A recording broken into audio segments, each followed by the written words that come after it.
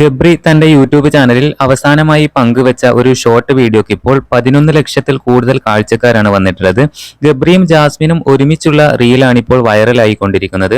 ഗബ്രിയും ജാസ്മിനും എന്ത് വീഡിയോ ഇട്ടാലും ഇപ്പോൾ സോഷ്യൽ മീഡിയയിൽ വളരെ പെട്ടെന്ന് തന്നെ വൈറലാകുന്നുണ്ട്. നിരവധി കമന്റുകളാണ് ഈ വീഡിയോക്ക് താഴെ വന്നുകൊണ്ടിരിക്കുന്നത്. ആര് എത്ര കപ്പിൾസ് റീൽ ഇട്ടാലും ജാസ്മിനെയും ഗബ്രിയെയും വെല്ലാൻ ആരുമില്ല എന്നൊക്കെ പറഞ്ഞുകൊണ്ടുള്ള കമന്റുകളാണ് ഇരുവരെയും സപ്പോർട്ട് ചെയ്തുകൊണ്ട് വന്നുകൊണ്ടിരിക്കുന്നത്.